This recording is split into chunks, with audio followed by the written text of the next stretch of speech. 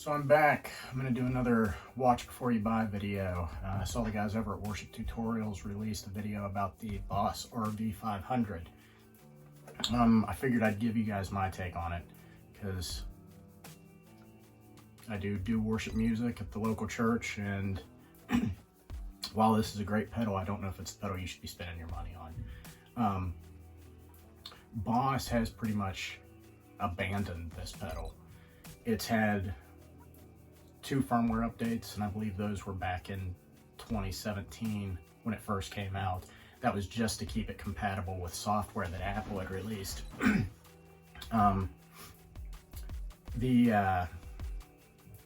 It really does have some great sounds in it. Those guys over there show some of the sounds that it's capable of. There were a couple things they brushed over quickly. The shimmer, there's a reason they brushed over that quickly. It is one of the worst sounding shimmers I think I've heard. The reverse, everybody kind of raves about the non-linear algorithms on here. The reverse is, again, one of the worst reverses I think I've heard. It's kind of cool as a stutter effect, but it's almost not even usable as an actual reverse. I'm going to put this against a couple other pedals because I had said that in a forum, and people were like, yeah, but the hall, the room, and the plate are all great, and they are.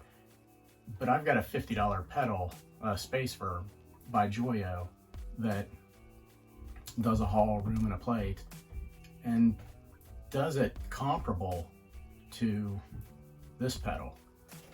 I've had a couple things weird with this one, and I guess they're confirmed by Boss, known problems that they're not trying to fix. The Space Echo algorithm sounds great, sounds like a Space Echo, at least as far as I know, and you know, does the whole 3-head thing, has a spring reverb built into it. Great idea, but will not sync to a MIDI clock. That all the other delays will sync to the MIDI clock. The Space Echo algorithm absolutely won't. Boss knows this. There have been tickets created about it. They're not doing anything about it. Again, some great sounds in it. Good functionality. The warp and the twist that you can get out of the control button are really cool little sounds. I don't know if it's worth spending the extra money on just to get that. You're not going to get out of the delays. You're not going to get the twisting of the time knob unless you use the twist. So the delays don't have some of the functionality of a bigger delay unit. I don't really expect it to, because it is a reverb unit, and it's awesome that they put delays in there. There are some sounds that you can get out of this because it has delays in it that you can't get out of other reverbs. And for that, I commend them. But again, if they're gonna release a flagship unit and they want me to spend my money on it, or you to spend your money on it, they really should be investing some of theirs in it. Not just sending a pedal to a couple guys and saying, hey, give us a good review on this, because it seems like that's what happened with it. Everybody who's reviewed it has given it rave reviews, and I promise you they are all paid. There are a couple guys out there who show you some of the algorithms that they've been able to tweak to get some sounds. All of those videos are 4 years old. Check the listings on it. Go to eBay. You'll find a ton of these for sale. Same thing on Reverb. You don't see that with the Source Audio of Interest. You don't see that with the Big Sky. You'll see some of them, but this has, 5 or 6 times as many listings as everything else by every other company. People get it and don't hold on to it. And I think that's part of the problem too. The community, while they're friendly enough, if you go to the Facebook page where they share their presets, there are literally 10 presets that have been shared in 4 years. So you know, like I said, good people over there, friendly. We'll try and help and answer questions if you have them, but the community's fairly dead as well. So just letting you guys know, the guys over at Worship Tutorials did a good video, got some great sounds out of it. There are some real problems, and nobody really seems to mention those. I'm going to show you some of that, and again, I'm going to play it against a couple cheaper pedals, an EHX Oceans 12 and the Joyo Spaceverb. And I'll see you in the next part of the video.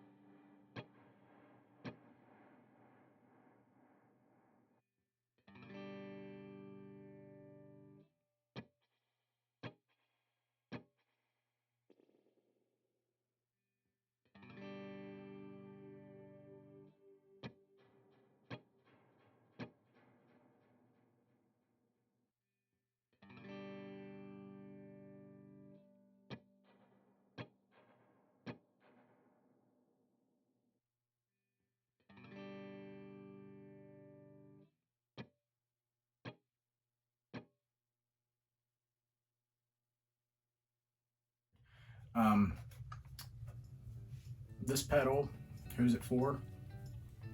People who really want to deep dive and spend time in menus. The editing software helps with that. Editing software is pretty clunky. It looks like something from the 80s. But there are great sounds in this pedal. Some of the presets that I put on here were ones that had come from the community. The Wales preset is absolutely beautiful. That you're able to assign different parameters to things like the tap control. Great feature. The MIDI, fantastic. What nobody else talks about though is you have the ability to save 297 presets on this if you use it in A/B/C mode. If you're using it in A/B simultaneous mode, you get 99 banks. You'll get your two presets in each bank, but most of the time I think the reason you would run it in simultaneous mode is to get bigger, stranger reverbs. So you've got 99 slots you can get to.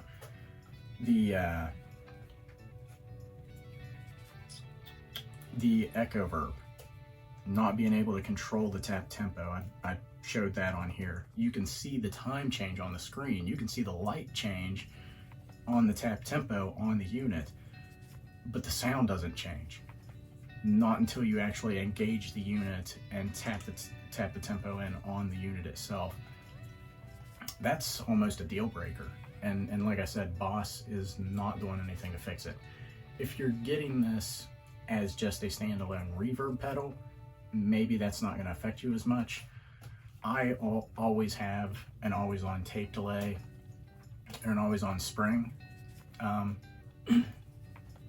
I thought maybe this would save some DSP on the stomp or keep me from having to use the Nemesis and one of the extra verbs on the Oceans 12.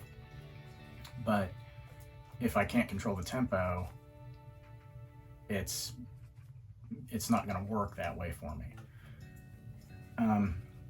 Great pedal, great sounds, not worth the money they want, and doesn't hold the value on the market. You can get one of these used for almost the same price as the Oceans 12. And the Oceans 12 is $100 cheaper. The Oceans 12's a little easier to navigate. There aren't as many parameters to control, but some of the parameters that they give you to control are better parameters that are in here. It's a little easier to get certain things out of it. I had already had presets saved into the Oceans 12 and didn't go through and completely destroy those because I'm probably going to put it back on my board. But again, good pedal, but I would probably invest in something else if you're needing a big box reverb to do everything that this could do if Boss would give it just a little more love. Thanks for your time. Hopefully this helps. Bye.